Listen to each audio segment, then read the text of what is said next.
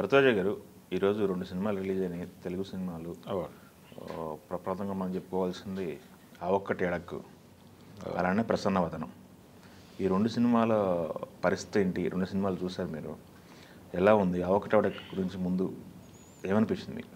అంటే ఆ ఒక్కటి అడక్కు అనేది చాలా సెన్సేషనల్ హిట్ అయినటువంటి ఒక సినిమా టైటిల్.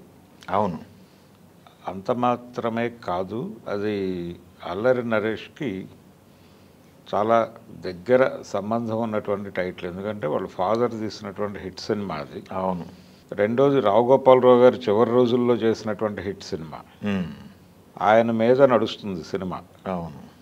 రెండోది అక్కడ ఆ ఒక్కటి అడక్కు అనేది, అక్కడ అడక్కు అని ఏది అడక్కు అంటాడో అది అద్భుతమైనటువంటి కామెడీ జనరేట్ చేసేటువంటి పాయింట్. ఆ ఒక్కటి అడక్కు అనే దగ్గర ఆయన తీసుకున్నటువంటి ఎలిమెంటు విపరీతమైనటువంటి ఫన్ క్రియేట్ చేసేటువంటి ఎలిమెంట్ తీసుకుని దాని మీద నడిపాడు. ఇక్కడ ఆ ఒక్కటి అడక్కు అని హుక్ చేయడానికి తీసుకున్నటువంటి ఎలిమెంటు చాలా సీరియస్ ఎలిమెంట్ అయింది. ఈ సీరియస్ ఎలిమెంటు అదేమో కామెడీ ఎలిమెంటు, ఈ రెండిటికి కూడా ఆ ఒక్కటి అడక్కు అనేది టైటిల్ జస్టిఫికేషన్ అవుతుంది. కానీ దాంతో అయినంత జస్టిఫికేషన్ దీంతో రాలేదు. రాకపోవడానికి కారణం ఏంటంటే ఇది సీరియస్ సబ్జెక్ట్ అవటం. నిజానికి అల్లరి నరేష్ కామెడీ సినిమాలతో చాలా ఒక వేవ్ క్రియేట్ చేశాడు ఒక దశలో. అంటే చాలా పెద్ద హిట్స్ ఇచ్చాడు. బెండప్పారావు లాంటి, అంటే ఈవీవి సత్యనారాయణ గారి డైరెక్షన్లోనే చాలా పెద్ద హిట్స్ ఇచ్చాడు. ఆ తర్వాత క్రమంగా ఆయన కామెడీ నుంచి జనాలు డీవియేట్ అయ్యారు. తను కూడా ఏమిటి పరిస్థితి అని సీరియస్ సినిమాల వైపు డైవర్ట్ అయ్యాడు. ఆ డైవర్ట్ అయిన క్రమంలో కొన్ని మల్టీ స్టారర్స్ వచ్చినాయి, శంభో లాంటివి. ఆ సినిమాల్లో చాలా సీరియస్ క్యారెక్టర్లు చేశాడు. గమ్యంలో గాలిసీను క్యారెక్టర్కి విపరీతమైన పేరు వచ్చింది. నటుడిగా అతను పర్ఫెక్ట్, అద్భుతమైనటువంటి నటన ఉంది. సీరియస్ క్యారెక్టర్లు కూడా బాగా చేయగలడు, కామెడీ చాలా గొప్పగా చేయగలడు అనేది ఆల్రెడీ ప్రూవ్డ్. సో ఆర్టిస్ట్గా అతను ఏదైనా చేయగలడు అనేది జనాలకు అర్థమైపోయింది. కానీ అతనికి తగ్గ పాత్రలు పడటం ఆగిపోయింది. అంటే సబ్జెక్ట్ సెలక్షన్లో తడబాటు నడుస్తోంది. దానివల్ల అతని సినిమాలు నిలబడి ఆడకపోవటం, దాంతో కొంత సీరియస్ వైపు టర్న్ అయిన సందర్భంలో నాంది అనే సినిమా చేశాడు. అది బాగానే పేరు తీసుకొచ్చింది. అలాగే కొంత మేరకు, అంటే కోవిడ్ తర్వాత రిలీజ్ అయింది సినిమా, కొంత జనాలను థియేటర్లకు రప్పించగలిగింది. కానీ ఇమ్మీడియట్గా అతను చేసినటువంటి మరొక సినిమా ఇంకొక సీరియస్ పిక్చర్ చేశాడు, ఉగ్రంతో పాటు ఒక నియోజకవర్గం అనే టైటిల్తో ఒకటి చేశాడు. మారేడుమల్లి నియోజకవర్గం అనే సినిమా ఒకటి చేశాడు. అది టోటల్గా డిజాస్టర్ అయింది. అంటే అసలు అటెంప్టే వేస్ట్ అయింది. అది ఉగ్రం కొంతమేరకు పర్వాలేదు. అయితే ఈ సీరియస్ సబ్జెక్టుల నుంచి మళ్ళీ ఒకసారి తనదైనటువంటి కామెడీ వైపు టర్న్ అవుదామని అనుకున్నాడు అతను. అల్లరోడు అనే టైటిల్ ఉంది అతనికి. సో ఒక్కసారి కామెడీతో తిరిగి ఆడియన్స్కి దగ్గర అవ్వాలని ఒక ప్రయత్నం చేశాడు. ఆ ప్రయత్నంలో భాగంగా మళ్ళీ అంకం అనే కొత్త డైరెక్టర్, డెబ్యూ డైరెక్టర్, ఆయన తనకి మొదటి సినిమా ఇది. అతను చెప్పిన పాయింట్ తనకి కనెక్ట్ అయింది. పాయింట్లో కొత్తదనం ఉంది. అంటే నిజానికి పాత రోజుల్లో వేజళ్ళ సత్యనారాయణ గారు అని ఒక డైరెక్టర్ ఉండేవాడు. ఆయన ఒక సినిమా చేశాడు ఆ రోజుల్లో, ఈ పిల్లకు పెళ్ళవుతుందా టైటిల్. నిజానికి ఈ పిల్లాడికి పెళ్ళవుతుందా అనే టైటిల్ ఈ సినిమాకి యాప్ట్. నిజంగా ఇప్పుడు పరిస్థితి అదే. అది ఈ సినిమాలో డిస్కషన్ కూడా ఉంది. అంటే రకరకాల కారణాల చేత మేల్ యూత్కి, ఫిమేల్ యూత్కి వాళ్ళ జనాభా అంటే ఈక్వల్గా లేదు, రేషియో కరెక్ట్గా లేదు. మేల్ జనాభా పెరిగి ఉంది, ఫిమేల్ జనాభా తగ్గి ఉంది. దీంతో ఒక రకమైనటువంటి ఇబ్బందికర పరిస్థితులు వచ్చినాయి. అంటే ఆడపిల్లలకి అవకాశం వచ్చింది, చూజీగా ఉండటానికి అవకాశం దొరికింది వాళ్ళకి. మగపిల్లలకి అంత ఈజీగా పెళ్ళిళ్ళు కావడం లేదు, మ్యాచ్ దొరకటం లేదు. ఒక క్రైసిస్ ఉంది. ఈ క్రైసిస్కి కారణం కూడా మేల్ చావనిజమే. అంటే ఆడపిల్లలు పుడితే మైనస్ అని, మగపిల్లవాడు పుడితే ప్లస్ అని ఒక అభిప్రాయం బలంగా ఉండటంతో ప్లస్సుల్ని కనటం కోసం మైనస్సుల్ని చంపేసే ప్రయత్నం చాలా కాలంగా జరిగింది వాంటెడ్గా. దాని పరిణామమే ఇప్పుడు వాళ్ళు తగ్గి వీళ్ళు పెరిగారు. పెరగడంతో క్రైసిస్ మొదలైంది. ఈ క్రైసిస్ మీద కథ అల్లాడు ఆయన. ఓకే. దీన్ని మ్యాట్రిమోనీ సైట్ల వాళ్ళు లేకపోతే మ్యాట్రిమోనీ ఏజెన్సీస్ ఎలా వాడుకుంటున్నాయి, ఎలా సొమ్ము చేసుకుంటున్నాయి అనేది టాపిక్. దీన్ని నిజానికి ఎంటర్టైనింగ్గా నడపచ్చు. ఎంటర్టైనింగ్గా నడపడానికి స్కోప్ ఉన్న సబ్జెక్టే. కానీ మధ్యలో ఇతను కొంత సీరియస్ మోడ్లోకి వెళ్ళాడు డైరెక్టర్. ఓకే. దాంతో కథ అనుకున్నంత ఇంకొంచెం కామెడీ డోస్ ఉంటే బాగుండేది అనిపించింది. పర్టికులర్గా ఫస్ట్ హాఫ్ బాగానే నడిపాడు. ఫస్ట్ హాఫ్ పర్టికులర్గా దీనిలో అంటే రకరకాల ఆఫర్స్ ఇస్తారు వాళ్ళు మ్యాట్రిమోనీ ఏజెన్సీస్. గోల్డ్ అని, ప్లాటినం అని ఇలా వివిధ గ్రూపుల్లోకి పెడతారు వీళ్ళని. పెట్టి ప్రతి చోట కూడా ఇన్ని మ్యాచెస్ మాత్రమే మేము చేస్తాము అని వీళ్ళ దగ్గర నుంచి పేమెంట్ ముందే తీసుకుంటారు. తీసుకున్న తర్వాత ఆ మ్యాచెస్ ఎలా ఉంటాయి, ఎవరిని అరేంజ్ చేస్తారు వీళ్ళు, అదంతా ఎలా ఆర్గనైజ్ చేస్తారు, దానిలో జరిగే స్కామ్ ఏమిటి అనే దాంతో ఫస్ట్ హాఫ్ చాలా ఇంట్రెస్టింగ్గా నడిపాడు. సెకండ్ హాఫ్కి వచ్చిన తర్వాత కొంత తడబాటు నడిచింది. అంటే కామెడీ కూడా డోస్ తగ్గింది. అక్కడికి 2-3 క్యారెక్టర్లతో కామెడీ నడిపే ప్రయత్నం చేశాడు, కానీ డోస్ చాలలేదు. ఇంకొంచెం పెంచి ఉండాల్సింది. హీరోయిన్ క్యారెక్టర్ కొంత సీరియస్గా నడిచింది. తన అద్భుతమైనటువంటి కామెడీ టైమింగ్తో నటించేటువంటి నటి ఆల్రెడీ ప్రూవ్డ్ ఆ విషయం. అవును. జాతిరత్నాలు సినిమాలో తను పెర్ఫార్మెన్స్తో ఆకట్టుకుంది ఆ టైంలో. కానీ తన క్యారెక్టర్ కొంత సీరియస్ అయింది ఈ సినిమాలో. అంటే ఈ మ్యాట్రిమోనీ ఏజెన్సీస్లో జరిగేటువంటి ఒక స్కామ్కి సంబంధించినటువంటి ఆ లింకుల్లో ఉన్నటువంటి ఒక క్యారెక్టర్ హీరోయిన్ పోషించింది. దాంతో అనివార్యంగా ఆ భారం ఆ క్యారెక్టర్ మీద పడింది. దాంతో ఆ ఏరియాలో కామెడీ తగ్గటం, దాని ప్రభావం హీరో క్యారెక్టర్ మీద పడటం, ఇలా సెకండ్ హాఫ్కి వచ్చేసరికి కొంత గందరగోళం నడిచింది. కానీ ఓవరాల్గా ఎలా ఉన్నది? ఓవరాల్గా మంచి టాపిక్ ఇది. అంటే అతను తీసుకున్న టాపిక్ మంచిదే, ఇంట్రెస్టింగ్ టాపిక్. పైగా ప్రస్తుతం సొసైటీలో చాలామంది సఫర్ అవుతున్నటువంటి టాపిక్.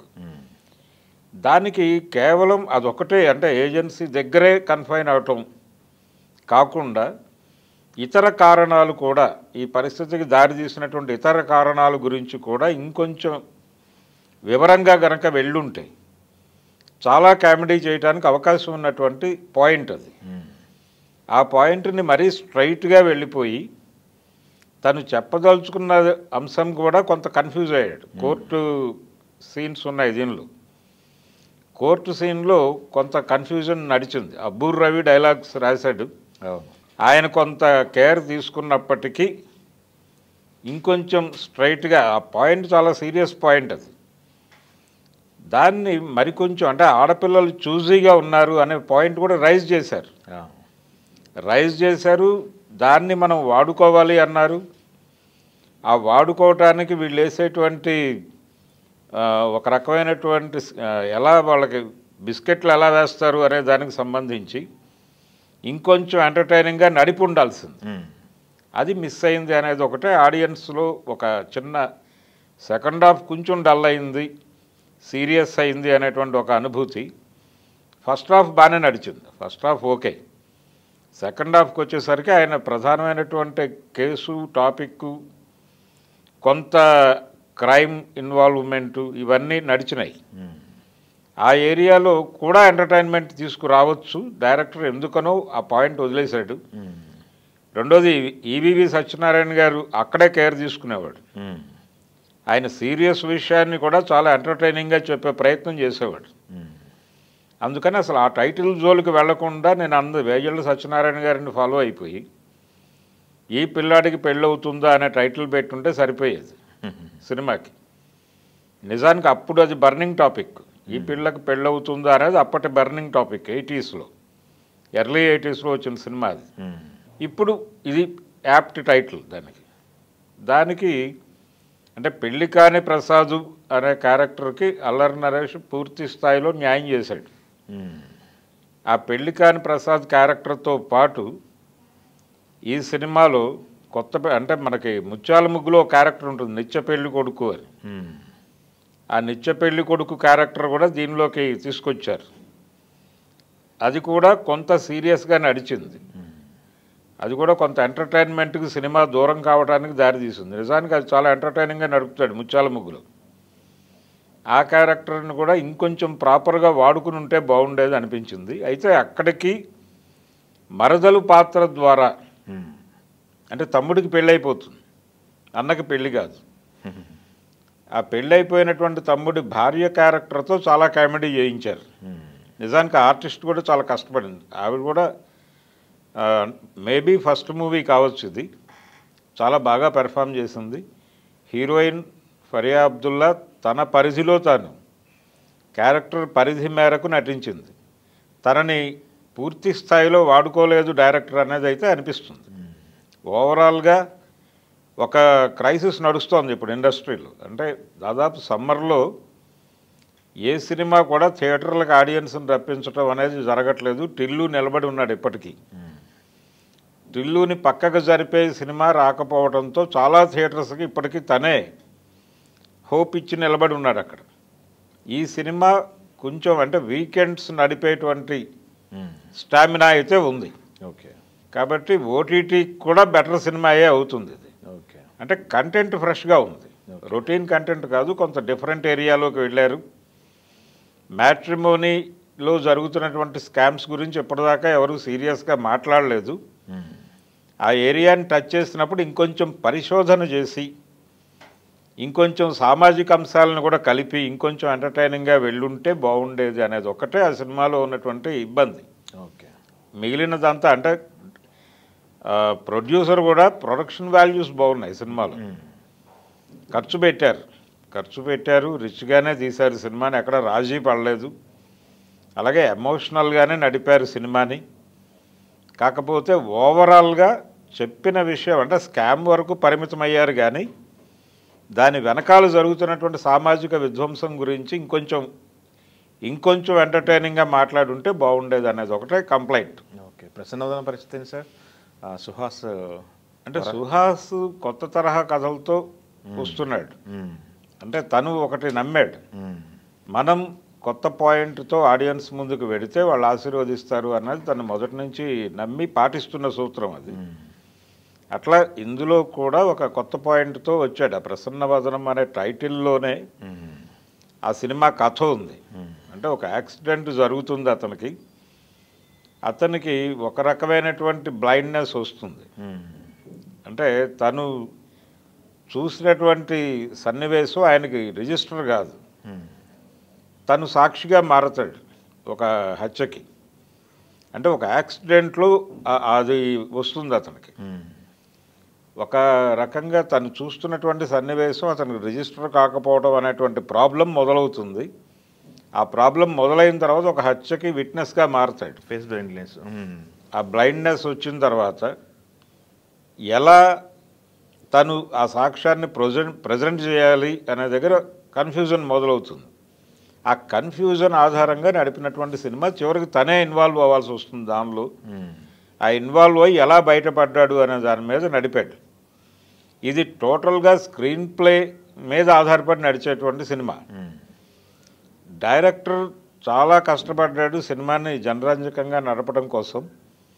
అంటే హీరో కంటే కూడా డైరెక్టర్కి ఎక్కువ పేరు రావాలి అనేటువంటి ఒక మోటోతో సినిమా చేసినట్టు అనిపిస్తుంది. ఓకే. కాకపోతే తీసుకున్న పాయింట్లో ఉన్నటువంటి కొంత అంటే దాని పరిధి తక్కువ. ఆ తక్కువ పరిధిలో నడిపినటువంటి కథ ఇది. దాంతో కొంచెం ఏదో డ్రాగ్ చేస్తున్నటువంటి అనుభూతి కలుగుతుంది. మొదట ఒక పావుగంట 20 నిమిషాలు సినిమా ఎటు డ్రైవ్ అవుతోందో అర్థం కాని పరిస్థితి. కాకపోతే నెమ్మదిగా థియేటర్లో జనాలను కూర్చోబెట్టగలిగాడు. దాంతో మిక్స్డ్ టాక్ అయితే తెచ్చుకుంది. అది మిక్స్డ్ టాక్ వచ్చింది. అది కూడా వీకెండ్ సినిమానే. ఈ వీకెండ్ పర్వాలేదు, ఈ 2 సినిమాలు నిలబడతాయి. వీటితో పాటు ఇంకొక 2 డబ్బింగ్ సినిమాలు వచ్చినాయి. శబరి అని ఒకటి, బాక్ అనే పేరుతో సుందర్ సి చేసినటువంటి సినిమా ఒకటి వచ్చింది. ఈ సినిమాలకి ఇవి ఏ మేరకు పోటీ ఇవ్వగలవు అనేది చూడాలి.